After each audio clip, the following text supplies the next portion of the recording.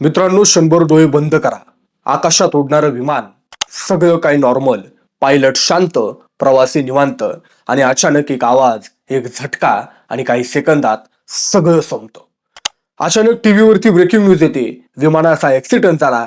कारण अजून स्पष्ट, तपास सुरू आहे.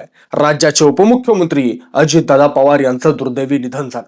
पण मित्रांनो, या सगळ्या गोंधळात एक वस्तू शांतपणे सगळं पाहत असते, सगळं ऐकत असते, सगळं लक्षात ठेवते, ती म्हणजे ब्लॅक बॉक्स.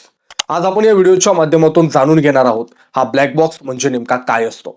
तो इतका छोटा असूनही अपघाताची ए टू झेड माहिती कशी देतो आणि अख्खं विमान नष्ट झालं तरी हा बॉक्स कसा जिवंत राहतो.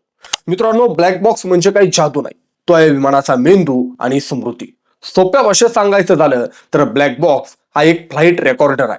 विमान उड्डाण करतं त्या क्षणापासून ते जमिनीवर उतरेपर्यंत प्रत्येक सेकंदाची नोंद तो करत असतो. विमान किती वेगात होतं, विमान किती उंचीवरती होतं, इंजिन काय म्हणत होतं, पायलट काय बोलत होते, अलार्म वाजला का, कुठल्या सेकंदाला काय बिघडलं, सगळं काही यामध्ये रेकॉर्ड होतं. मित्रांनो, तुमचं व्हॉट्सअप सगळं डिलीट झालं तरी ब्लॅक बॉक्स म्हणतो मी काही विसरत नाही. हा प्रश्न लहान मुलांसारखा वाटतो, पण उत्तर भारी आहे.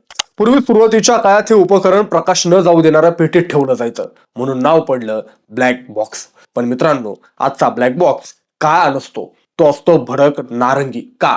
कारण अपघातानंतर संपूर्ण विमान जाळलेलं, माती, धूर, लोखंड सगळीकडे गोंधळ, आणि त्या गोंधळात हा ऑरेंज रंग डोळ्यात भरतो. मी इथं आहे असं कदाचित तो ओरडतो.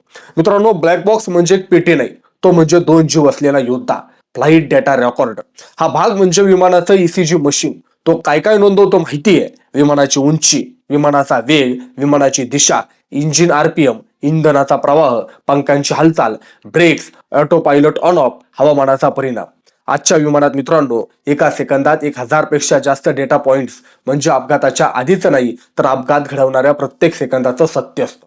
आता हा भाग थोडा भावनिक आहे मित्रांनो. हा बॉक्स ऐकतो पायलटचा आवाज, को पायलटचा श्वास, तिथले संवाद, अलार्म, पुलअप, आणि कधी कधी शेवटचं वाक्य सुद्धा.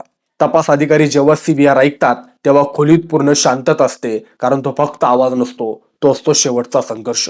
मित्रांनो, आता काय CCTVचा आहे, म्हणूनच काही आधुनिक विमानांमध्ये ब्लॅक बॉक्स व्यतिरिक्त डिजिटल व्हिडिओ रेकॉर्डर DVR असतो. यात काय असतं तर कॉकपिट मधील व्हिडिओ, केबिन मधील हालचाली, दरवाजे, प्रवाशांची प्रतिक्रिया. हा DVR तपासासाठी अतिरिक्त पुरावा देतो. ब्लॅक बॉक्स जे सांगतो त्याला व्हिडिओ कन्फर्म करतो. मित्रांनो, इथंच खरी जादू आहे. ब्लॅक बॉक्स म्हणजे 1100 अंश सेल्सिअस तापमान, 3400 पट गुरुत्वाकर्षणाचा झटका, 6000 मीटर खोल समुद्र, 30 दिवस पाण्यात, स्फोट, आग, धडक, तरी आतली मेमरी म्हणते मी सुरक्षित आहे.